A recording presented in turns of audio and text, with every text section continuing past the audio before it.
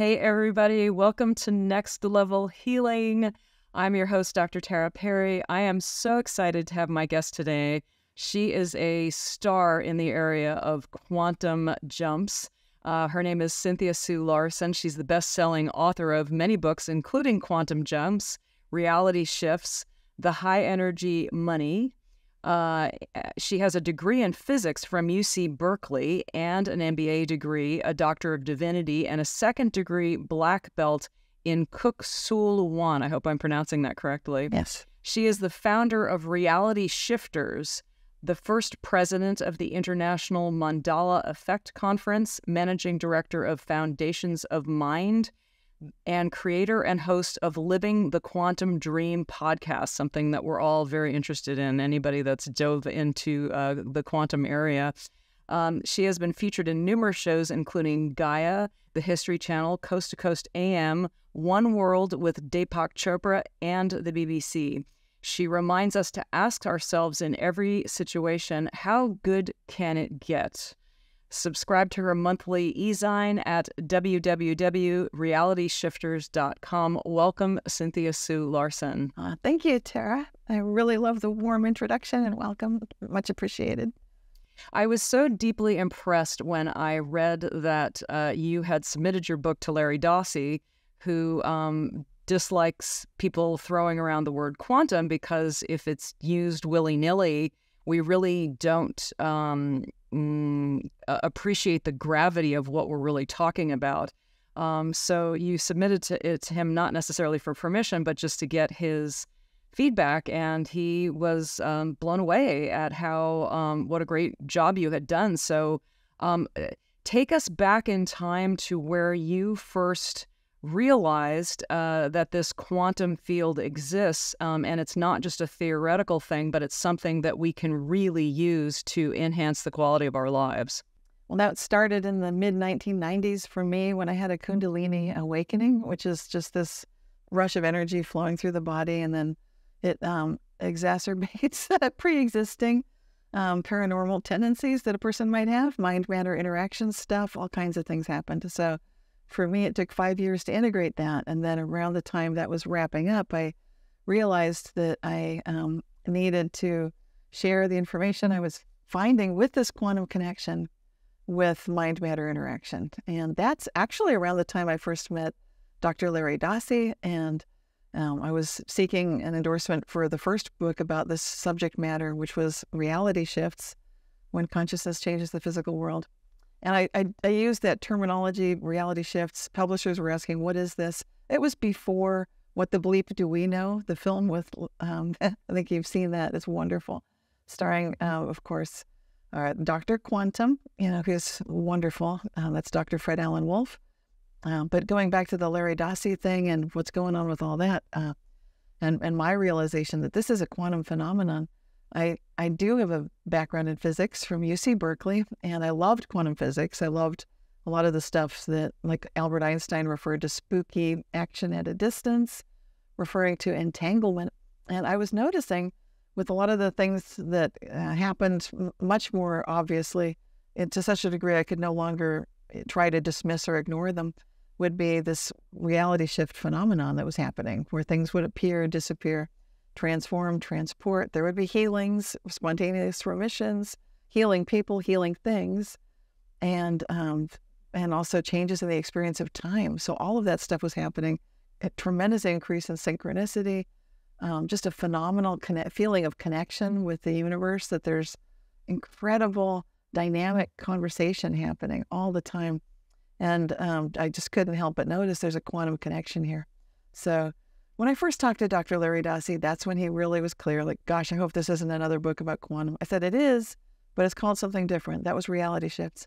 And then many years later, I thought, I have to put this word quantum in it. I tried not to, but I need to be specific. Let's talk about quantum jumps. And at that point, Larry said, sure. I think obviously his concern always was just the misuse or overuse of terminology without properly recognizing the scientific basis by which we've come to know and love quantum science. So I do my best to respect that. Would you tell us about the Kundalini awakening? Because I've also experienced that. It's when it happens, it's really undeniable. It's powerful, powerful energy. And of course, if people have ever seen that medical symbol where that snake is wrapping up that Caduceus. Mm-hmm. Would you talk about the significance of that symbol? Sure. and how this happened for you and what doors that opened? I've experienced people in the past. I mean, people have come to see me as an acupuncturist that had that energy get stuck and needed help getting it out.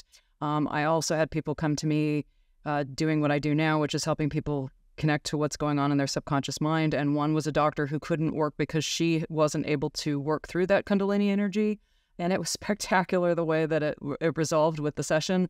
But I really would love to hear from you. What was that experience like for you? Maybe speak to how people get stuck with that and need some assistance. I needed assistance, yes, kind of unraveling it. And fortunately, God put right in my path the exact right person at the exact, I was like 1 in a billion shot. But that's how the quantum works, isn't it? Absolutely. Hey guys, studies are showing that 68% of people that watch podcasts regularly don't click the subscribe button. Do me a huge favor. If you like this content, click subscribe so other people know where to go for the cool stuff. Thank you. Yeah, for me, I got a preview 6 months beforehand that something was about to shift for me before the Kundalini awakening. It was just, it wasn't anything dramatic. Well, I felt it. It felt like I was oversleeping, like I was awake, but I wasn't awake. And that went on from spring of the year that the Kundalini awakened in me all the way through the fall when it finally did spring forth and just started. It was this feeling of energy rising, which also came with sudden connection with a tremendously heightened sense of high sense perception in just about every area. So I do have some connection to guides, well, certainly now, but before then it wasn't nearly as clear as it became in this process, which was a good thing. So I had some sort of interdimensional support, which all felt like a little bit like maybe I'm going crazy because it, you may wonder, why would that happen? Well, you've been through it, but I'll talk about the normal stuff first. The normal things would be, I'd go to sleep, I'd close my eyes, and it got brighter when my eyes were shut than when they were open. I felt like I was blinded by light because I was feeling this energy flowing through me. Every single molecule in my body seemed like it was activated and lit up. I felt like this energy to power a small city was running through me, and it just didn't stop. It just started, and I was like, okay, well, this will go for a while. No, it didn't just go for a while. It roared through. And so I'd try to sleep through it at night, and this is the stuff that's kind of normal. In sleeping, I would notice that I would wake up and look at my digital clock every night for 2 weeks, every night. No exceptions, 1:11, 2:22, 3:33, 4:44, and 5:55. That was, I think I'm stubborn, so part of my experience, it gives you what you need. So for me, it's like, okay, this is happening. And then it really got weird. I mean, that to me was the normal part. The weird part, oh my gosh. I mean, the sort of semi-normal parts of the weird part were just spontaneously astral traveling and just like going whoosh, and just first I'd get 360-degree vision around my body with my eyes shut. It's like I'm rising up out of my body. I can see everything. And then I could just go whoosh. Well, I'd see the squirrel in the tree. I'd see things there's no way I could see. I'd know things there's no way I could know. I'd be instantly connecting with all sorts of people I cared about. And there was a bit of a panic on one of those first astral flights, like, oh my gosh, what's going on? I'm awake. And I usually do this when I sleep, but I'm awake.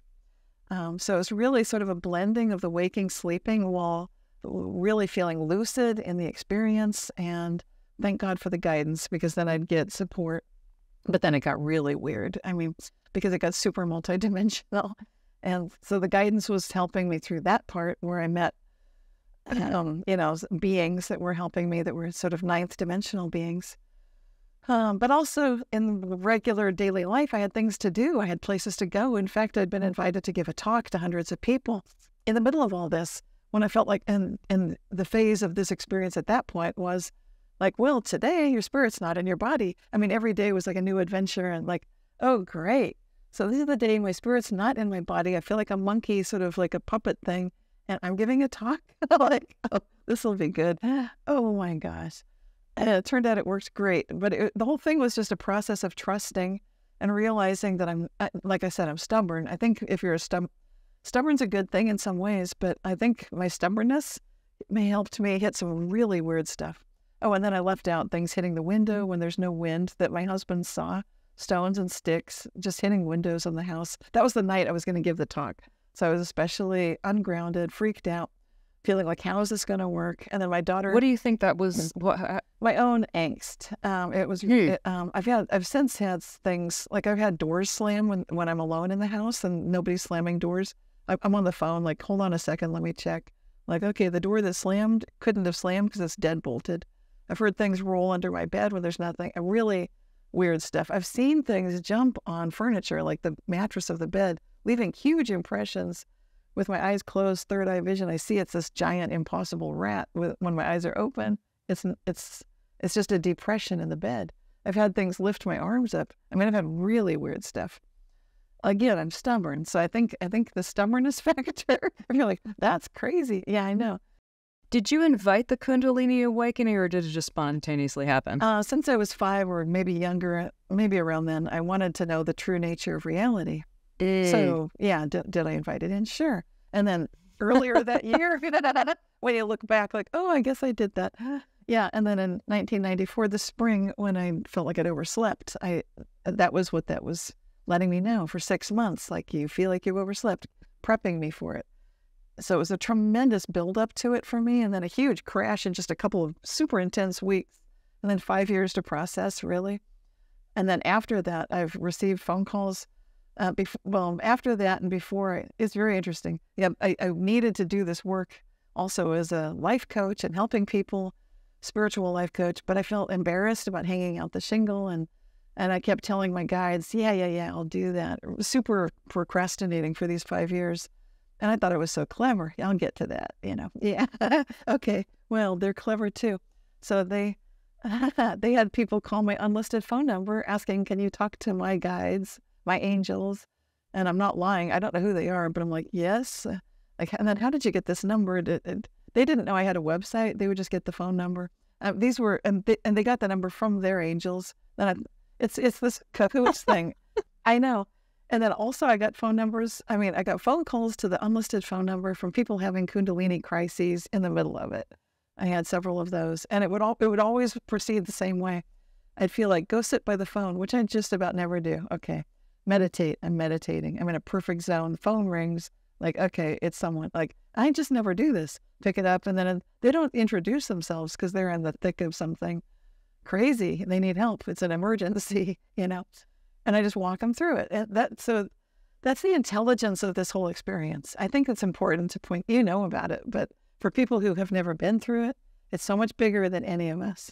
And it's wow. I'd love to talk about some of the science catching up to this. You mentioned in your book that 2/3 of physicists now understand that there's like multiple realities. Can you speak to that? Yes. Specifically, the question posed to the physicists was, would you agree that we live in a superposition of states? That means everyone. That's like you and me and everyone and everything. And 2/3 of the physicists at this conference agreed, yeah, that sounds right. That's a huge statement for our cutting-edge scientists and physicists to be agreeing with. And I've had the pleasure of meeting one of our top world scientists, Dr. Yasunori Nomura, and he's not mentioned in my 2013 book. I told him in person, sorry about that, but honestly, you did not exist when I wrote this book. And he knew exactly what I was talking about. He said yes.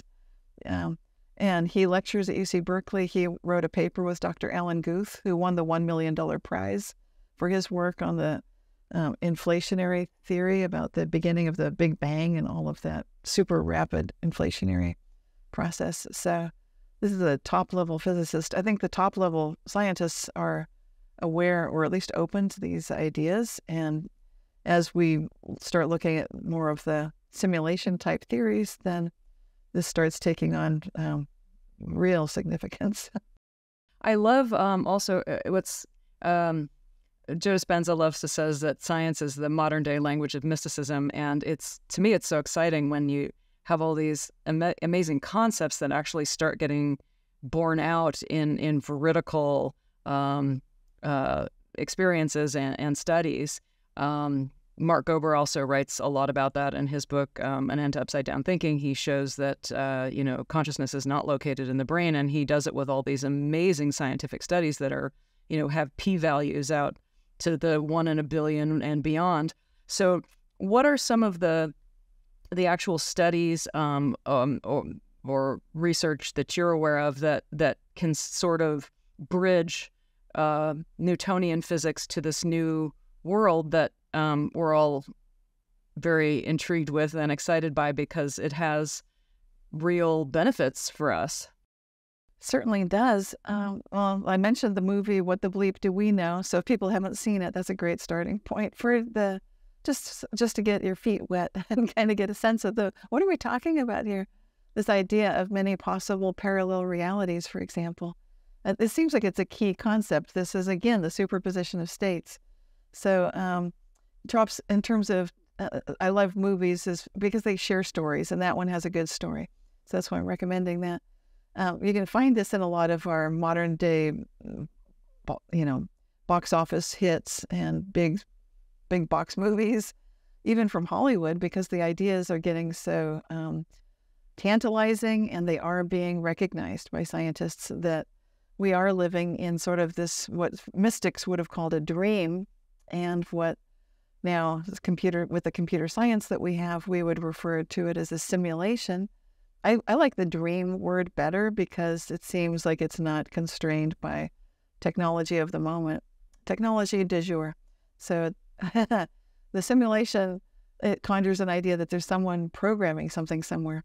But there's a book by Rizwan Virk that came out where he's written several books, and he's an MIT scientist who loves also the work of the Yogananda teachings, which are all about yoga. And that's where I think the answers really are going to be coming from for the future, is bringing together these concepts of the intrinsic energy that we have. So we know that consciousness is not just in the neurons in the brain, not just in the neurons in the heart, not even just the neurons in the gut, but there's something bigger going on. And that's these teachings from the ancient, yogi practices are quite extraordinary. Rizwan Virk is fascinated with his computer science background in the multiverse. So he writes about that, and he's extraordinary. Highly recommend what he's doing. And it is available and understandable to just anybody from regular walks of life. So you don't need to have a physics background. Then Autobiography of a Yogi is one of my favorite books, and clearly he was tapped into the quantum. And as we were talking about just before we got on the call, Joe Dispenza is doing a stellar job of documenting what's happening inside of our bodies.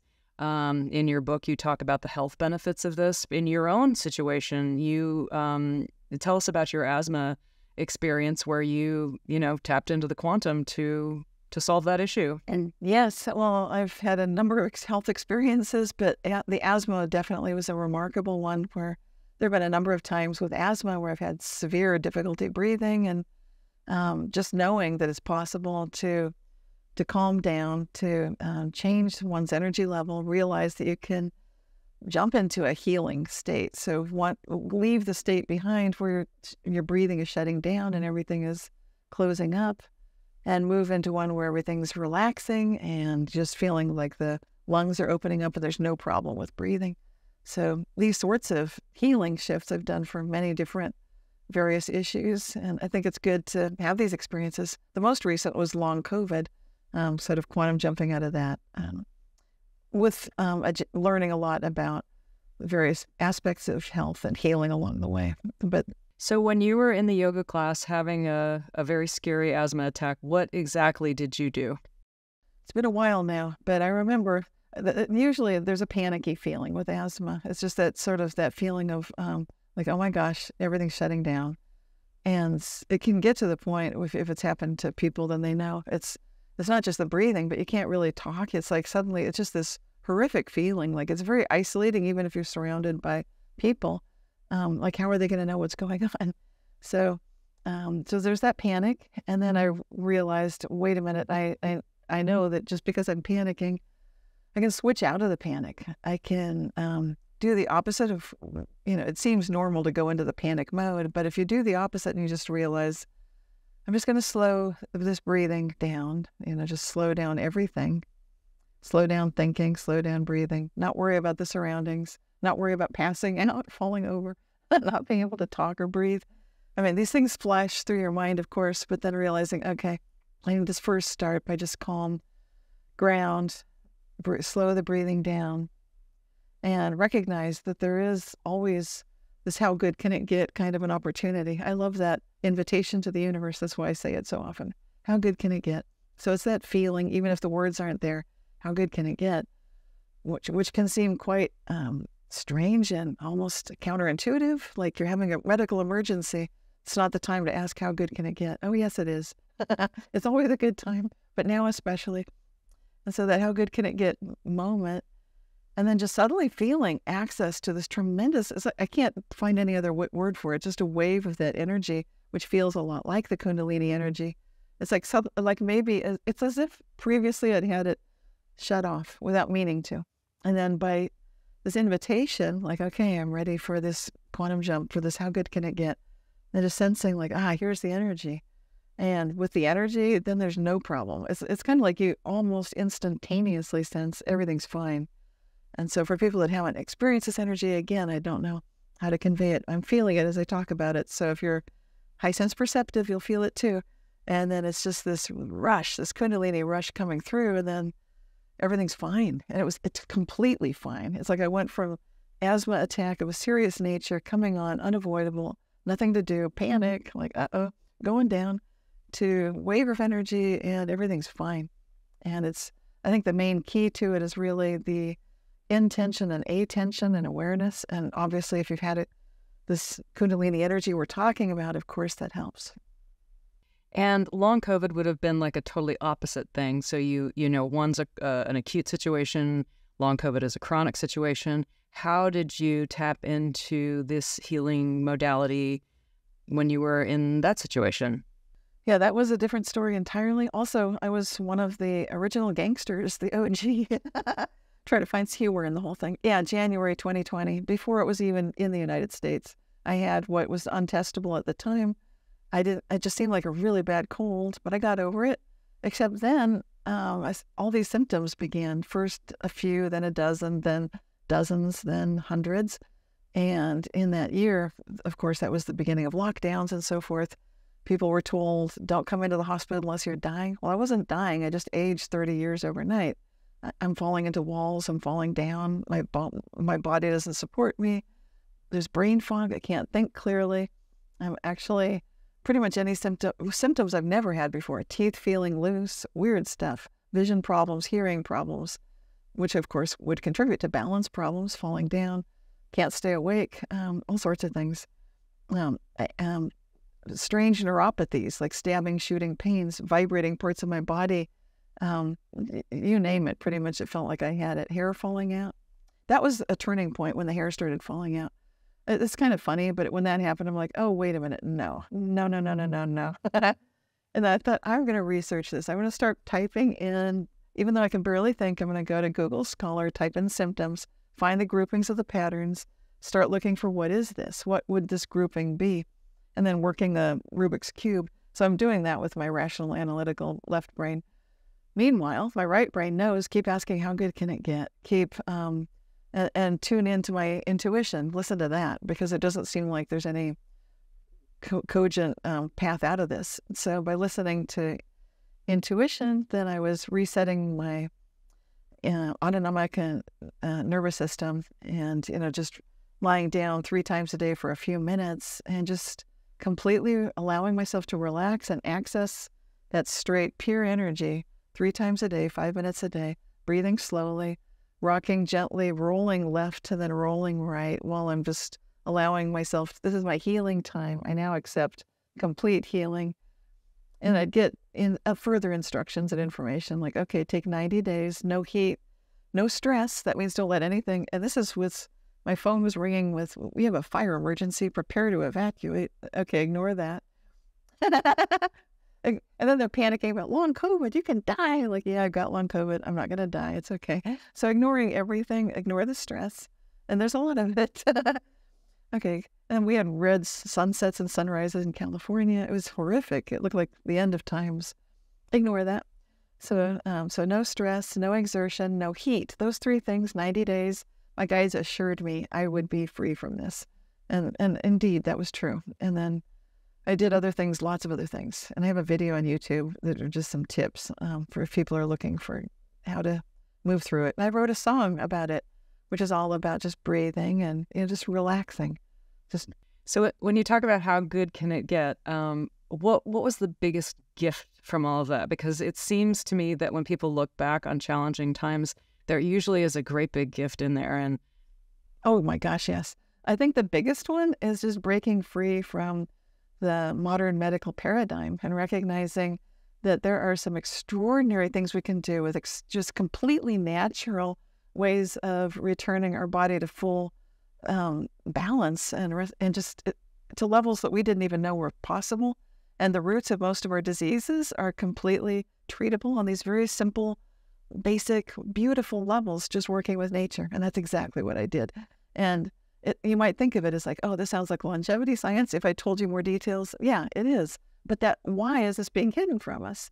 Doesn't need to be.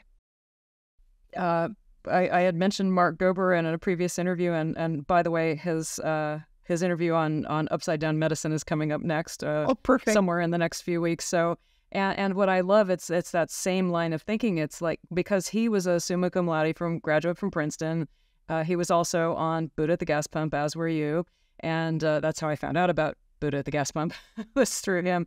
But, he ended up working on Wall Street, and he wasn't happy because he was a materialist. So he ended up getting into this kind of, delicious, gooey, what are we all here doing? What is this matrix that connects us all? What is this consciousness thing? And when he found out that the science behind it, like you have been disseminating, is more solid than what we've been told is, so solid, he's like, well, why aren't they teaching this at Princeton? Or any of the major colleges or, any of the major institutions. And yes, you're singing to my soul, because I feel like my whole life's calling has been, when I was doing my practice in Southern California, my whole goal was like, how do you give power back to the person? That's exciting. Seeing somebody free and able to be a sovereign being is so exciting. It's super wonderful. And then to reverse out long-standing chronic health conditions, which I've helped members of the family, my family and friends. And, I just tell them, this is working for me. I'm not a medical practitioner, but I can certainly say I've learned a lot of things with this long COVID experience. And oh my gosh, it's useful. And then it's such a joy to see them go for their medical appointments and their doctors be just like dumbstruck. Like, you are off your steroids, you're off of this, you're off of that. You're doing better. How is this even possible? And oh my gosh. I love it. I just worked with somebody who had back pain for 40 years, and he had done everything. And, we just went into subconscious, rewired what needs wiring, and like 80% of the pain is gone in 30 days. It's like, why aren't they doing this? Yes. Gosh, yes. So let's talk about some of the science that's out on there. You talk about Clive Baxter and the plants, and yes. I love him and you for sharing his information, but he actually wired up, he worked for the CIA at one point. He wired up plants and did all these beautiful experiments. Tell us about that and how it informs us about this energy soup that we're all in, and our unconscious connection and programming that we have with our fellow beings here on planet Earth. Yes. Oh, I'm such a fan of Cleve Baxter. Got to meet him in real life. Had a photo of me with him, and it's a regular camera, but it came out like an aura photo of the two of us, glowing. I'd love to see it. Oh my gosh. I'll have to email it to you. I'll send it. Yeah. Anyway, I love his work. His most recent book, he's passed on now, but it's Primary Perception, which I highly recommend. And I think you'll love it if you haven't read it. And then, of course, he was in Secret Life of Plants, which is that book that came out that was so popular, such a big hit many decades ago. But either one of the books are great. I think Primary Perception is a slim paperback volume. People would love it if they love what you and I are talking about.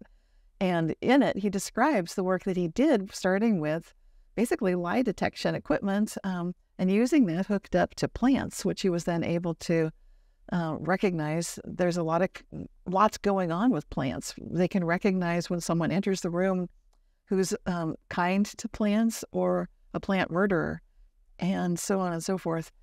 In his book, Primary Perception, he goes on further and talks about cell scrapings from inside someone's mouth being entangled with that person when they're in a different room.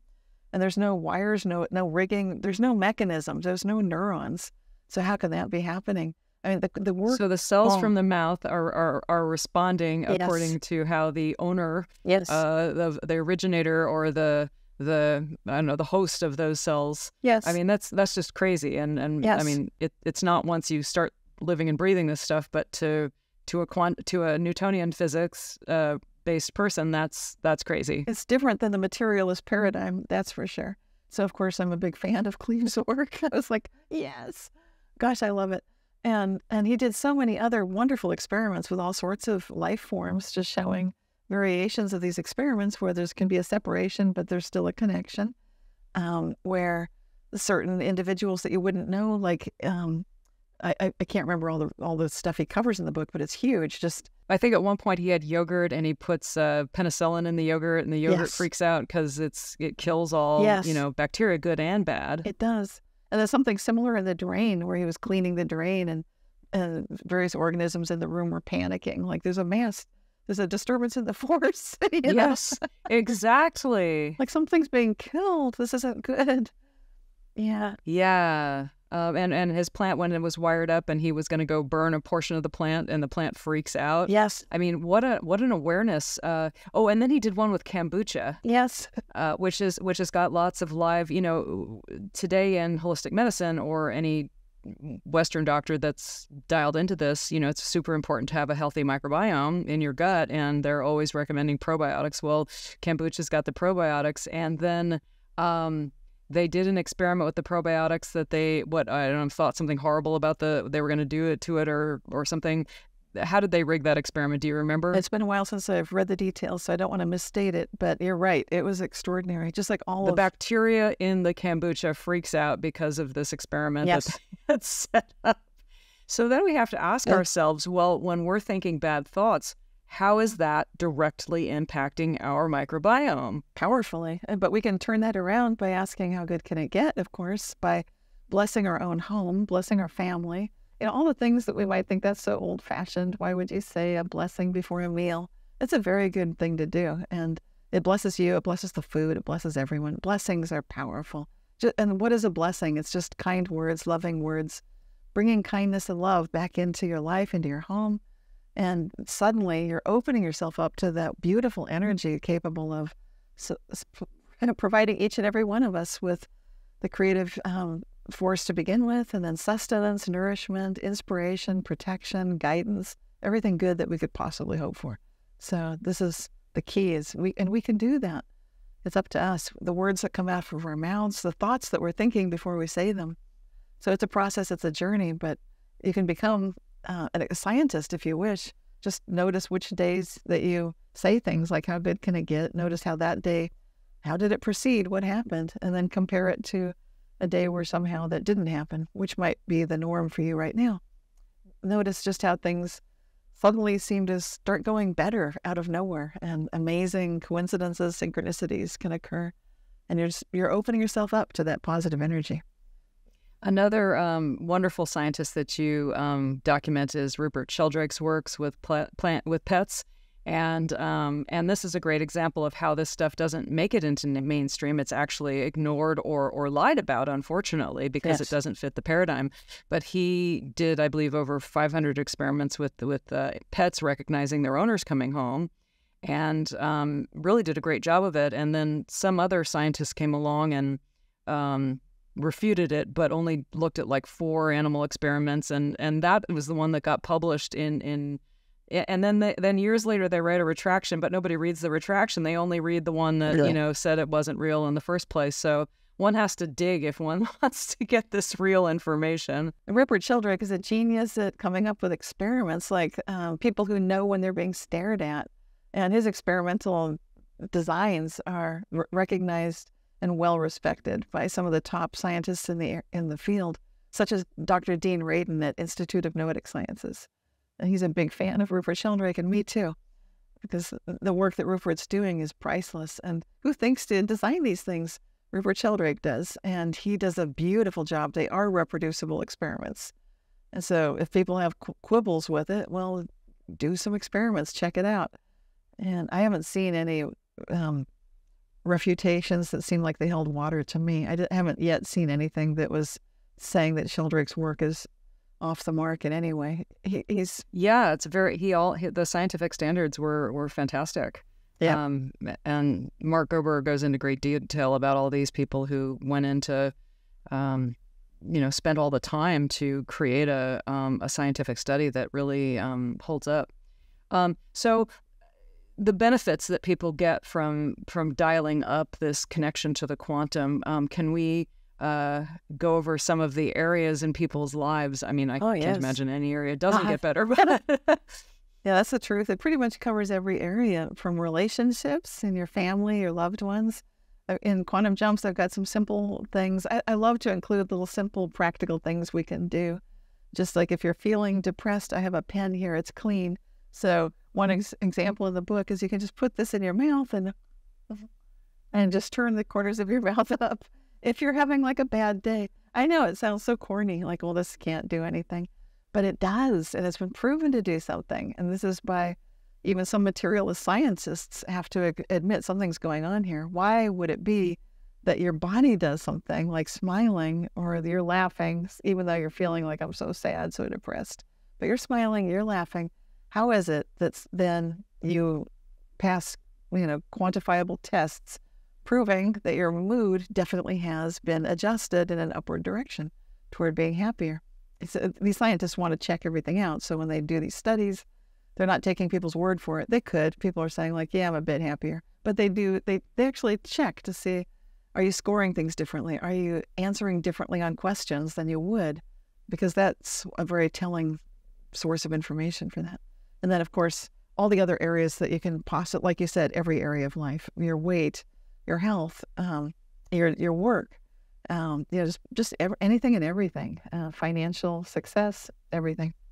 Tell us some stories of people that you've worked with that have made quantum leaps, people that may have not believed this was possible and they started applying it in their life. And then, oh my goodness, stuff started happening. I hear a lot from people that read my newsletter on the Reality Shifters website, tons of experiences where they just go through, they just want to read the newsletters. And then I've got all the firsthand reports on the Your Stories section. So it's just people's firsthand reports of what they're noticing. Quite a few of them have to do with healing or just money miracles. But just the fact that these things are happening, it does something wonderful for people because it's happening around the world. And then that's where their minds start opening up. And I had a good experience with a gentleman at a workshop that I taught in Long Island, just outside of New York. And it was right after that terrible Hurricane Sandy had gone through. So I was talking to a workshop full of people who were traumatized. It was like PTSD from what they'd been through. And the storm was bad enough, and then they had to deal with FEMA.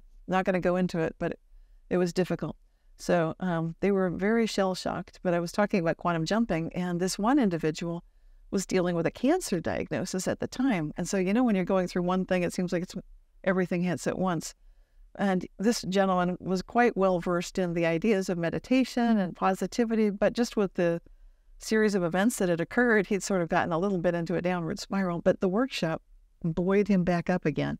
I was telling firsthand reports of people who had miraculously, basically, completely healed, made a complete quantum jump from broken bones to healthy, cancer to no cancer, tumors to no tumors, et cetera, et cetera. And after hearing all of that, and I said, he kept asking questions. He got more and more excited in the workshop, like, can I just take a jump in the elevator and jump into a new reality? I said, absolutely, that's perfect. You'll be taking that energy that you're feeling, just you can smile and just feel the joy, like, this is going to be great. I'm going to jump into the reality where I'm fine. And he did that when he was going in for some of those, how doctors are, they want to do the checkpoints. How are we doing now?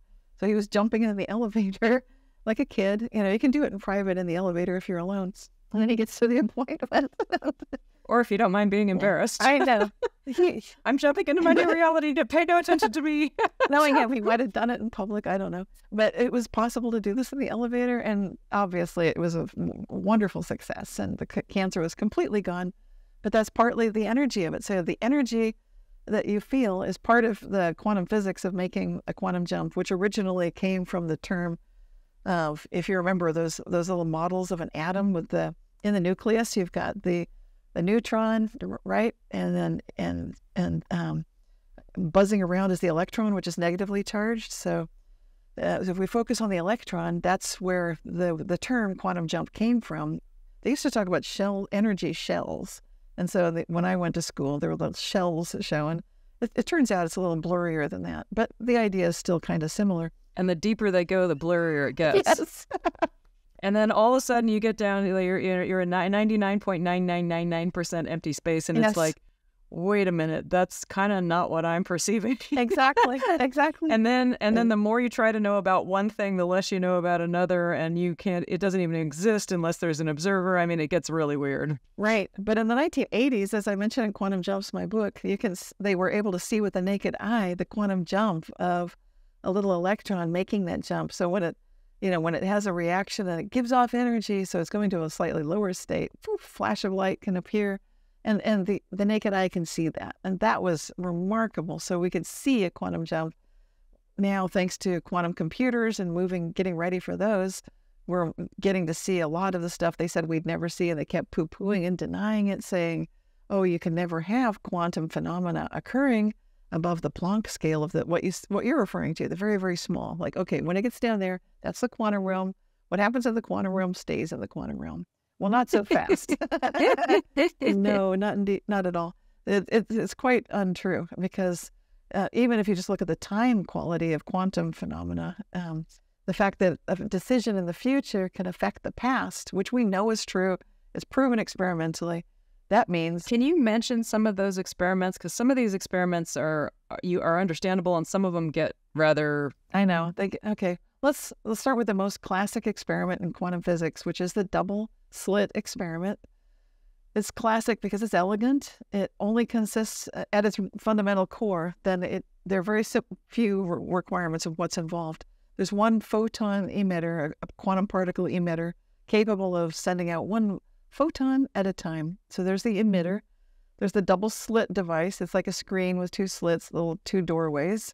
And then there's the screen where the little the photon emitter sends a photon, goes through the slits and hits the screen. The fourth piece of the equipment and the apparatus is the observer, which plays the role of either a person, or you can have an observational device that a person then reviews. So those are the four components. And because it's so simple, for an experiment, that's simple. Like, look, only four things. Yay. Okay, now it starts getting interesting. Because if people have heard about this and they don't know why is it so important, it's important. This experiment became important, first of all, because it started to show the wave-particle duality of the quantum photon. So if you're sending out one photon at a time, and you choose to put the little observational device inside of a slit, so you can tell like which slit is it going through, and then you've got a screen. The photon, it's almost like it knows that it's being tracked, and so it's going to act like it's throwing little paintballs that are going to go right through the slits and then land on the screen. It's sort of a splatter pattern that looks like the shape of the door, the slit. So that's what happens if you put the observational device there. If it's just the observer looking at it and just looking at the screen, and you don't put the device to determine which slit did the photon go through, then what happens, one little photon at a time goes through, and it doesn't look that remarkable at first. But if you keep sending one at a time, you'll end up with a diffraction pattern that makes it look like it's similar to throwing two pebbles in a pond, and then the water ripples, and you get constructive and destructive interference, and it looks like you see lines of constructive and destructive interference when you're sending one photon at a time. So this is just the basic quantum double slit experiment. Getting into the time part, that's a whole different thing, but. And it's important because what does it tell us about our reality? It tells us quite a lot. Yeah. I mean, just this one part so far is telling us it's implying, it doesn't exactly tell us, but there's an implication, which is hard to miss, that depending on where you're placing your observational focus, you're going to absolutely change what you see. And so this experiment it's so elegant because it's been replicated in lots of different ways. There's my favorite way, which came out just a few years ago in 2019, but I want to talk about the time one first. Okay, the time variation would be, what if you don't say what you're going to do and you make a decision in the future as to how you decide to measure this whole business? That future decision actually affects what you see. So they've done lots of experiments showing that, which is it's a mind blower, because then it means, so what I decide in the future is going to be what happens here. How can that even happen? But it does. And haven't they done studies where they've gone back and prayed for sick individuals in the past or the future? I mean, the studies are so fascinating, and the implications are mind-blowingly exciting. And this idea that there can be multiple realities. So if it's almost like you get to do it over again. So if you look back on your life and you're like, oh my gosh, I could have done that better. I mean, you can just kind of go back in your mind and do it better, right? And then you're kind of creating a different forward-going reality. Yeah, you can change things at any point. We can have hope for the past, basically. And the studies, that if people want to look that up, I'd recommend read Dr. Larry's book, or like Real Medicine. All his books are first rate. Or maybe it was Future Medicine. I think it's Real Magic. That's Dean Radin. Okay. Also a good book. Yep. I'm talking about Larry Dossey. And so his books are really fantastic. Maybe it's Reinventing Medicine. I can't remember the title, but it's Larry Dossey's book with medicine in the title. He is a medical doctor, and he does talk about exactly that people are praying for people in the past, and that is what our medicine should be aware of and should be teaching. So doctors know about this, and everybody should know about it. It should be part of our education going to school. Like, you can have thoughts and prayers, and it's not some laugh, some joke. It's real. It absolutely has a profound difference, and you could actually pray for people in the past. That works too. And so it's not too late. It's never too late. This is a very powerful idea. It's hard to even overemphasize it. For our listeners tuning in, what would be like 1, 2, or 3 things they could start doing immediately that would start to shift things in their life? And I know a key takeaway from that is just being aware of what's shifting in your life as you implement these things. I think listen to the show again if the ideas are new. Rewind, watch it a second time and take notes, because sometimes the first time we're listening, it's the first time it soaks in. The second time might be, whoa, this got deep. So pay attention. They can check out my newsletter at realityshifters.com. It does have a lot of back issues and those firsthand reports, which are wonderful. So these are free things. It doesn't have to cost anything. Just so keeping that open mind is powerful. And then the biggest thing in addition to that I would totally recommend, if I was going to recommend 3 things, would be realize that you're living in a participatory universe. Only ask questions and only think questions. Start retraining yourself so that you're asking the questions and you're thinking the thoughts that you would like to live the answers to. And make sure that the question has positivity built into it, like the magic question you're asking people, how good can it get? Because that has positivity baked into it. Oh, yeah. You can throw that one into anything. And so many questions that we're asking subconsciously have negativity built into them, like, how am I going to get through this day? You know, what am I going to say to that person I don't like at the office? All of that has negativity built into it. So, you know, by creating a question that has positivity built into it, you inject positivity in your life. Absolutely. And you can add how good can it get, and then put in whatever you think you want to know. Because sometimes people haven't yet trained that part of their mind to stay in that onward and upward direction. Our culture, our modern cultures, usually doesn't support this. They'll make fun of it, like that's Pollyanna, that's too cheerful. I have a funny story about that because I'm just so positive. But once I came to a planning meeting for a group, I won't name what group it was, but there were people, we were meeting at a restaurant, and for a change, I just felt like, wow, you guys are right. The terrible things are happening out there. And you could hear a pin drop. There was silence. They all look at me, and they're like, oh no, Cynthia, you're not going to go that way. And I thought about it, they're right. I'm going to lean into radical optimism. Like, okay, this does look terrible. And I do see what just happened here. And you know what? I'm going to be my usual positive self. And they all look so relieved. But we don't need me to be carrying the whole thing. We can all take this on. We can raise the possibility of what's available for all of us. This can be a win-win-win world. We don't need to ever feel like just because someone else is doing well, we won't. That's not true. So if you're ever feeling like, I don't want to wish well for other people, do it anyway, but start with yourself. It's okay to start with you. How good can it get for me? That's fine. And eventually you'll probably work up to wishing well for everyone. To me, that's the only direction it goes. It's free and the dividends are amazing. Yes. And what's the alternative? The alternative, it kind of sucks. I don't want to know the alternative. Yeah. So I'm just back on that radical optimism path. Fantastic. So her e-zine is realityshifters.com. It's free.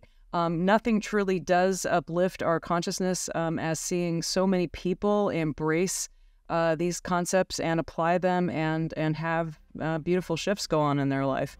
It's like the guy that ran the 4-minute mile. As soon as one person does it, the next person looks and says, well, I could do that if that person could do it. And it truly is. It's from any walk of life. It's never too late to start applying these principles and start the wheels going in the direction that you want. Absolutely. Yeah. Thank you so much for being with us here today, folks. If you got value from this, please click like and subscribe. We're here with Cynthia Sue Larson. She's got all kinds of fabulous books that she reads on Audible, which I love it when the author reads. She's the author of Quantum Jumps, Reality Shift, High Energy Money. She teaches people how to attract into their life through the quantum field that which they are seeking. Thank you so much for joining us here today. Thank you, Tara. It's been such a pleasure. Love it. Love you. Bye, everybody.